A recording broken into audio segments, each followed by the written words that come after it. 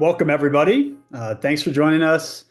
Uh, I'm Keith, joined here by Dave, and yeah, want to thank you all for coming to office hours again. We This is really important to us. I think as Dave and I were kind of reflecting on like the past month or so of these, like in general, super important to us to like, I'd say like engage with and like really kind of lead by helping the industry and the community at large. It's like one of our core values as a company, but I think, for me personally, I've been here since the bloody beginning, like always remind our like new hires when I get a chance to do orientation that I feel like my cybersecurity career only exists because a whole bunch of people took time to explain stuff to me that they didn't have to. And so it is truly a pleasure to have you all here, and we appreciate your time, and like hopefully you're getting value from the session today and continue to get value in the future. So um, and Dave, and I know like your perspective on this is a little bit different. So like I came from a little bit more of like the operational side, and I don't know, always appreciate your perspective on these things because I think I would describe you as being in like the day job of cybersecurity, which is to say like the actual like the really hard work. So yes, thank you for Yeah. being. Well, thanks for inviting me to be part of this.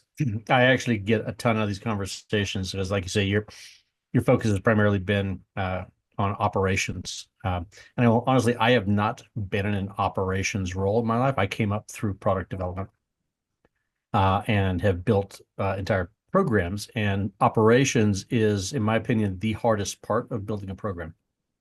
Yeah, it's like a But it is little bit of not the both. only part, and there's a lot more to it. So, for folks, I know we hear from your feedback that the operational insights are really valuable. I hope you'll bear with me as I throw my 2 cents in about how I think about that and where that fits into my role as well, because we're actually looking to broaden the conversation as much as we can. Awesome, thank you. I'm going to just 1 second here. Um, all right, so today for those of you who've been here before, we're gonna kind of flip the format too a little bit based on feedback. So one thing we want to do is kind of go through mailbag. We set up an email address, officehours@redcanary.com, where like if you have any questions, whether they're specific to these like office hours sessions, or just something you want to like hear an opinion on, know what we know, feel free to drop us an email there. And so we want to go through a couple things here that came in during the last session. And so we're going to start with those this time. And so the first thing we want to talk through, and like this was a question from Carlin, it was kind of like asking about different open source and say like topics, technologies, projects, and whether we expect to see like adoption drag for those as OCSF standardization grows. And so like for those who aren't familiar, OCSF, I got a link to it here, is effectively like this new open standard for call it like defensive telemetry, right? So like cybersecurity log format. And I don't know, there's a ton of promise there. So like Dave, I don't know, like I'm curious your opinion on this because I'll tell you like, um, from a detection engineering or like a security engineering standpoint, I think really early on, like we recognized the value on basically day one when we started building Red Canary that like we need a common, like we have to standardize data just because we can't write analytics against 100 different products, formats. Yep. But I'd say more recently, and I think like maybe like overlapping your world, like from a product perspective and as a consumer of this stuff, like it feels to me very much like the promise of having these open formats is that we get out from under like big SIM vendors having their own formats and therefore you having to write analytics and build other tools and automation around them. And it just feels like switching costs go down. I don't know, like there's a whole bunch of benefits, but like curious what your take on Yep. that as a consumer of cybersecurity like products first and foremost. It's like Yeah. So I'm not super familiar with the concept or the term adoption drag. But I actually think that the standardization of this format will increase adoption of open source. Like one of the reasons I love the idea of OCSF is that it does sort of break the stranglehold of vendors on us. And the more framework or the more standardization we've got in the way that we represent this data, the more accessible that data is for people to do their own processing of this. Um, and the you mentioned the reduction of switching costs I would expect to happen. Um, and I think we democratize the process, right? I don't think that um, that what am I looking for? The I'm losing words here, man. The custom protocols. I don't think that custom protocols serve the customer very well. Yeah. And so I love to see the industry moving in this direction because, ultimately, like the job that we're doing involves protecting real missions. And so trying to put some kind of competitive moat around your solution gets in the way, in my opinion, of accomplishing that mission. It's one of the things that, shameless pitch here, one of the things that drew me to Red Canary was the fact that it was telemetry agnostic. And as a previous customer, I actually did change telemetry vendors a number of times to find the telemetry vendor that was best suited for our environment. And that type of mobility, I think, is super valuable in accomplishing our mission. So I'm Yeah. not sure it's going to cause adoption drag. I'm hoping it will accelerate adoption of innovative new tools and make this tooling accessible to more people. I love it. Yeah. And I'd say, on the, say there's the, like the adoption side is like a primary storage mechanism, but also even just like increasing ease of interchange between vendors, which I know is a thing that we've enjoyed for sure as we've kind of built out like data lake and similar projects, is just like being able to have an open format that we can use to talk to other vendors and other products is like I mean, that's a huge time saver unto itself. All right, sweet. So pop forward. I'm gonna hit the so we got next mailbag question. It's funny. I see David's question down there, um, asking about PowerShell execution, which is like a super timely question, and I'm kind of wondering if he saw the slides that are coming up. So this is a question that came in last week from Mike, and uh, very coincidentally, like after last week's session, we didn't get to answer this live. And now I'm glad we didn't. And so like we had kind of immediately decided that we wanted to talk to this week because it's been a big source of discussion, like internal to Red Canary. And so we had planned to cover it this week. And then for those of you who are customers, you probably would have seen a few days ago that we put out our March insights, and we'll kind of give you a look at those here towards the end of the session. But this was one of the few themes that our Intel team called out. So really just for those who aren't familiar, I mean, I think you kind of get the gist of it from reading this, but effectively, like, you need to, as an adversary, need to gain execution. And so like there's a few ways to do that. One is to send people malware. That's getting more difficult. Like that cost is getting like that high, a little bit higher for attackers. And so they're doing this clever and really annoying thing. And so like rather than just kind of talk about this question, we wanted to use this question to really dive in and kind of break down what we refer to as like the paste and run kind of phenomenon or trend. So kind of hit this high level, like it's an initial access technique, obviously. Um, and the premise of it is just what it says, right? It's tricking users into effectively pasting and running, in this case, like PowerShell code. And it's a precursor for a number of different types of like eventual payloads and malware families. So like a few are listed here. Um, but again, at a high level, like once this, if they can gain execution in this way and get you to call back to C2 that they control, we've seen it predominantly with these payloads, but sky's the limit, right? And so um, you can see like there's two screenshots here. Like one of them was one of like the much older and one of the first examples I think that we saw this, and I believe this is from Proofpoint. I should have put the context in here. But again, you can kind of see like the premise, which is really straightforward, right? As a user, you go to a web page, it pops up the thing that looks like a legit error. And uh, and so what they want you to do is like in this one on the left, which is the older variant, wants you to copy the code and then go down here and it'll kind of walk you through walks you through these steps for fixing it. One of the clever things they're starting to do is just leverage like the DOM and the clipboard to copy it automatically, right? So it's like it's even closer to like, one or two clicks to get a user to execute this. And so like pretty problematic from a um, I'd say like purely from a social engineering standpoint, I know like this has been a recurring theme here is like, Dave, when we were talking about this, your initial reaction was hilarious, which was like, I think you put your palm on your face and then said like, are people really doing this? And like the answer is a resounding yes. Um, so we're going to talk through, like, I want to walk through a little bit of detection, and then maybe we can kind of talk through just some of those other strategies and just like would love to get some takes and opinions on this. Um, so what happens here, right? And like the observable activities, like we have mshta.exe, um, which is effectively this, like it's an application host, think of it like a scripting harness, right? And so when this happens, right? So like if the user, I'll kind of back up one, like if the user goes ahead and goes through these steps, like this is what you're going to see happen like on the underlying endpoint. And so um, you're going to have MSHTA and or you're going to have PowerShell running, but effectively they're trying to get them to run a script, right? And so like these are the most common things that we see. And I wanted to call out this top one because like it's a dirt simple detection approach.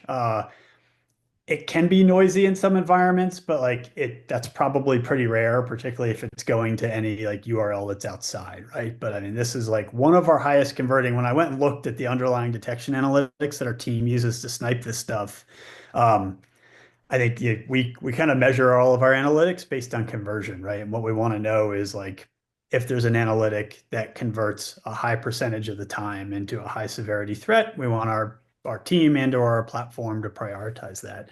Um, and this one, which is just taking command lines like the ones you see here, if you see MSHTA and the command line includes HTTP or HTTPS, please look at it. Again, sounds simple, and it is. And then the next, detection opportunity there, which is just looking for MSHTA making outbound network connections, um, is a little bit more abstract, but similarly useful. And then the last thing we want to do is look for MSHTA spawning PowerShell.exe, which is like another kind of hallmark. And again, I would say none of these execution chains, and the reason I called these out is like they are useful for detecting the underlying activity with things like paste and run. But these things, if you've read any of our threat detection report, Intel Insights for the past years, like none of these things are new. And these are going to catch a ton of like both adjacent malware families, but just a ton of suspicious and malicious activity in general. So this attack pattern reminds me of one of the big nightmare scenarios that I encountered on the development and ops side of the house, which is you find some tool that you want to install locally, and the installation recommendation is to curl a script from the author of that tool and pipe it directly into a root shell. And so like this pattern is used in a number of different places, and it's kind of terrifying that we do this because like there's no real reasonable way to vet an entire package that you're just yeeting directly into a root shell. So this is really a scary pattern, and my guess is if you can get someone to follow this path and you control the source, it's kind of a press button get bacon scenario. Yeah, it's certainly problematic. And I like to say the very least. And it is like I think we've talked about that kind of, that pattern that is, hey, I don't know if you want to install Homebrew on your Mac, like that, I think that's what they recommend you do, right? Like you go to Yep. the Homebrew Yeah. website, copy Homebrew a is a command, you sudo up and you let it rip and you hope that it's okay. And this you're is, I required to would yell say, yeet like, while you do that. yeah. And, I think in those scenarios, like I'd say the only silver lining there is like someone who knows what they want has to go looking for that thing. And so like they've probably made some conscious decision about trust. This is, I'd say, like, definitely the turn of the screw in the sense that like this is Yeah. obviously like they're very clearly targeting people largely unsuspecting, right? And Yep. so Yeah, can I take a brief detour? Oh yeah, I please. just touched on David's Folis's question earlier about how people are um, blocking PowerShell. The Yep. second question was, or sorry, the first question was how you're dealing with people copying it to PowerShell to the desktop and executing it if it's renamed. I think we did touch on this a little bit last week, but even when you copy a restricted program off to some other place and run it, the metadata within that file is not going to match the name of the file, and so that provides a detection capability. But in our experience, that's a little bit thorny to actually implement in practice. Yeah, that's I'm glad you caught that because I think I saw the top of that question and it kind of scrolled out of view. And like last week during the session, we covered kind of that same principle. We've got to like, it's a little bit easier for us having kind of like a platform and a harness for it. But what you're describing is like those process internal names, right? Which Yep. are, you can change, PowerShell.exe to be called something else. We see people do that more commonly with a bunch of other different, like more standalone, like scripting harnesses or binaries.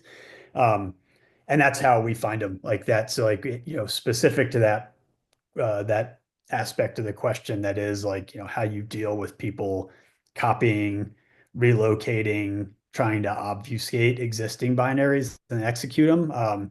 Our approach to that, and I'd say, and the similar approach here, and like I wish I could easily pull up like the back end, but like when we talk about PowerShell as another way to detect this, one of the hallmarks of this paste and run pattern in particular are these various shortened versions of the encoded command. And like this is also not specific to this malware family or this cluster of activity, but definitely correlates. And one of the ways that we deal with that is like, and you can do this in SIMS, assuming you're collecting all the data, is to instead of looking for, we very, very rarely look for an executable file by name. Almost always will like set up a helper that says like if it is named this, or if it has these like internal names or other binary properties, like we will lump all that together and say this process is likely PowerShell, and then you subject it to all these follow-on Right. like rules and correlations, which is like I'm glad you caught that. That's like Yep. it's a thorny problem for sure. Yeah. And I would say the principle that you're touching on there, David, is the principle that we can implement a lot of protective controls, preventative controls, but you can't close every door, uh, or the machine just won't be usable, right? So there's always going to be a way, sort of to sidestep a preventative control like a group policy, and you're always going to need some kind of detective capacity as kind of a belt and suspenders approach to this. Right. This is one of the ongoing battles. One of the things I like to lob out at security meetups is if you have to choose only one, do you choose protective or preventative versus detective controls? There's always a lot of interesting conversation about that. But my take is that we have to have detective controls because preventative controls just can't close every door without rendering the machines unusable. Yeah. And David, you mentioned over there too, like tracking any executable that's renamed. Also from the last session, and I hope kind of like I don't know if we put all of the reference links in like the YouTube comments or whatever. We got to figure this out. But if we have, oh yeah, sweet, there we go, Dr. Brian, Dr. Brian Donahue here in a pinch. Yeah, check out that blog. And there's also an associated, there's a GitHub repo that Chuck on our threat hunting team maintains that has a really expansive list of like all these common binaries and paths and things like that. So it's not directly related to the blog post that Brian shared, but it's definitely kind of like this Chuck's post is focused more on kind of like the blocking aspects of that. So like those were two resources we covered last week. Um, and one thing I want to call attention to here, so I know like earlier variants of this and like this paste and run thing, I think the first time I saw us post something on it was like 2004-ish, like mid 2004. Um, and the like one of the early ways to spot folks in particular, if you recall from like back here, if I can get back, Um, One of the things that, when you see people do the shortcut, like the command or like the Windows R shortcut, I'm getting ahead of myself. It would write to this key. And so, like, just to make a note that some of these recent versions of this are starting to prompt people to do like the Windows X shortcut. As not a Windows user, I was fascinated to learn that there are two ways to do the exact same thing through keyboard shortcuts, but there are. So that'll pop up the same thing, but will not leave that artifact in the registry. So that's a useful like register key to look for maybe like hunting and some types of detection, but wanted to call attention to the fact that that's evolved a little bit. So, So uh, I'm curious if someone manages to successfully get someone to run this attack through the WinX and it doesn't trigger the registry modification, do we have any data on how that thing is going to persist, or if the machine reboots, are they going to have to lure the guy into doing this again in order to regain a foothold? I am definitely not a Windows forensics expert. At one point in my life, I would have claimed to be well past Sorry to put that. you on the spot No, no, it's all good. So I think the important note is that this is not a like this registry key. I do not believe is persistence. Like this is just a forensic artifact that occurs when you use that shortcut to launch the. the run MR. Okay, that's the most Yep. recently. Yeah, okay. So yeah, so like it's not like unlike some of like the auto runs and stuff like that where you're looking for those persistence. I think this just happens to be a forensic artifact or like an artifact you can use for basic detection. So, Got it.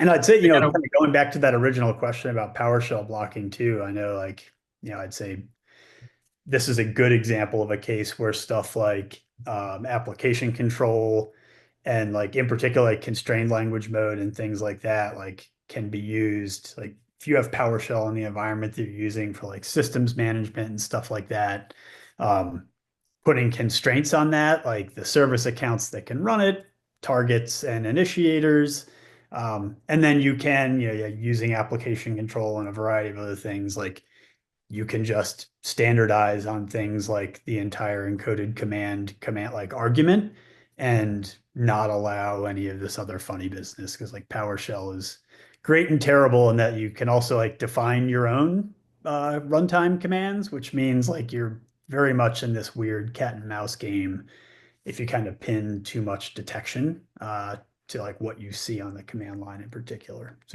a little bit gross. Cool. All right.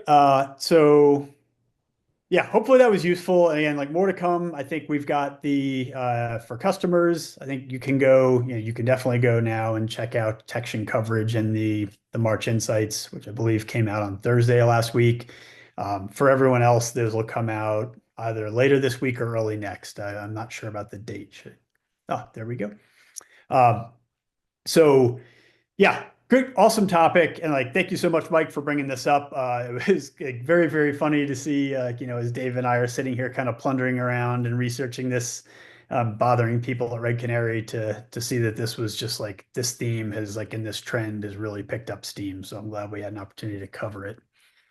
Um, and we've mentioned insights a couple times, so I do want to cover this and just kind of give you all like a first look. So um, this is what we'll be releasing publicly. So like just to kind of get a sense, for those of you who've been here now for a number of these sessions, like every month our Intel team will just we'll put out the list of the top threats that we've seen over the course of the month and just try to help you get your head wrapped around like what's trending, in particular, like which of these things are trending up or down, right?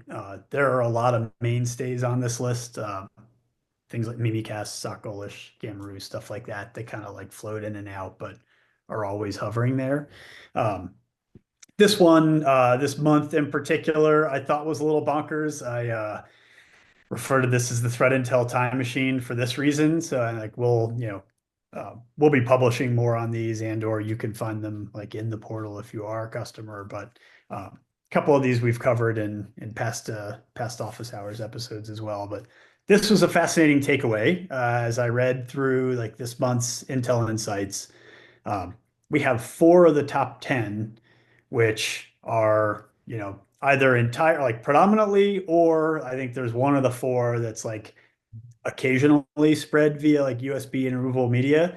And four of these things are worms, right? And so like that is, I don't know, felt a little retro, for those of us who have been doing this for a while. Like talking about worms in general feels like a 20-year ago problem, and USB drives aren't far behind. So All right, so I'm going to tee up maybe a conversation for next week. Wish I remembered the guy's name on LinkedIn, and he put out an interesting challenge. So if we are still talking about the same basic hygiene things 20 or 30 years on, do we actually maybe need to step back and reframe the conversation? Like, is it time to consider those battles as lost, and do we need to reframe it? I looked at that and I thought, well, that feels fairly defeatist.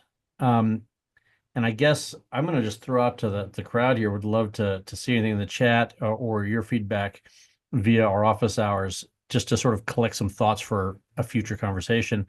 Where would you even go if you were going to reframe this? Like, I'm not sure that claiming defeat on good configuration management and patching of actually exploitable vulnerabilities and hardening of systems, I'm not sure we actually can or should call defeat on that. But the fact that someone's asking in public makes me wonder, does someone have any thoughts on what you would do instead? I mean, just like curious if what other folks' approaches are. And I think this like at least my observation has been it depends heavily on like I'd say in a large part like the age of the company, like when the company was started and what the state of the art was in terms of enterprise IT. Um, I hadn't really thought about that kind of reframing, but it's like, and I some of these kind of like terms make me want to throw up in my mouth a little bit, but it's like you talk about things like zero trust architecture and stuff like that, um, which is kind of like been, leaned on a little bit heavily in marketing land. But like to me, like Red Canary is largely, like I've got my laptop. My laptop doesn't have access to anybody else's laptop. It's not part of like a domain. Yes, it's centrally managed, but like if you get access to my user account on this thing, it is useless for getting anywhere or doing much of anything else in Red Canary. And I think um, that is like, yeah, I think Kenneth just kind of chimed in. It's like there is I think that principle, which I'm not sure most folks today are adopting it for security reasons. I think most folks today are adopting it just because it's the lowest. I mean, it's the path of least resistance, right? Like you give everybody a computer, you gate identity and protect that with your life. Like, but it's largely pinned to like the browser, right? And Dave, you've talked about that combination of like identity and device trust. But I think that's it. Like, I think that's the reframing, is like, not so much like a more clever defensive strategy, but I think there's just like an underlying like enterprise architecture that 10 or Yeah. 15 years from now, like most of these problems just go away, right? Yeah, so the way it feels to me is like the old way of doing this is you had a city on a hill with a city wall around it, and everything inside that wall was considered to be relatively safe and trustworthy. Like the barbarians have overrun those walls. We've pulled back to the city center, and there are walls around individual things that are of value now, right? We're pulling our defenses back. And that's sort of the mental model I have of zero trust is you put strong boundaries around the specific thing you need to protect.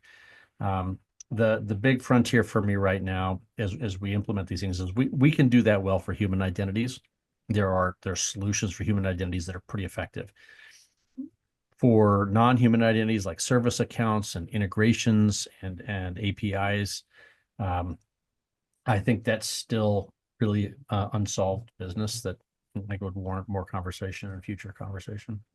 Yeah, no, absolutely. This is definitely, this is one of those topics we could spend another hour on. I do think and I don't know if anybody wants to hang out for a minute or two, like we're welcome, like we're happy to run over here a little bit, um, but I do think that is like, putting a fine point on, uh, how we think about trust in general, right? And one of the things, we come talking about zero trust in this context, which is like, computers not being able to talk to each other. But like to your point, Dave, like Um, Identities, absolutely. Like, we kind of take away some attack surface and that like most computers aren't centrally managed anymore. But we do pin a tremendous amount of trust and authority to identities, and that session is largely, for at least for humans, like largely manifested and pinned to the browser and to session cookies and tokens, which we like know can be stolen, right? And so like, we're taking some attack surface away, but like in trade for that, um, there is absolutely still an ability to move quickly across systems, right? If you get access to someone's identity, in particular to like an active session or session token. So I yeah, would love to dive into that a little bit more in a future session, just because there's so much wrapped up in it, man. Like there's a ton wrapped up there. Awesome. All right. Hey, before we drop here, I Oh see yeah. Michael Hegstrom's hand up. We're out of time, but Michael, if you would drop your question into the email to us at officehours@redcanary.com, we will grab that and add it to our mailbag for a future session. Just realized I can't see when anybody's hand is raised. I got to figure that I'm out. not sure if folks were raising and intentionally or unintentionally. I saw a few of them go by, but like we would love to hear your questions. We'd love to get to them. It's we're still feeling our way through how we engage here in an interactive way. So thank you for your patience as we sort that out, but would love to get to a place where we can take questions live. Sweet. Awesome. Well, thank you all very much. Appreciate you joining us. Thanks for staying a little bit later for those of you who were able. It's the overtime concept, which I think was not our original idea, but seems to seems to be popular demand. So maybe we'll tinker All around with right. that in future episodes. Thank you all very much. Have a great day. Looking forward to talking to you next week. Cheers.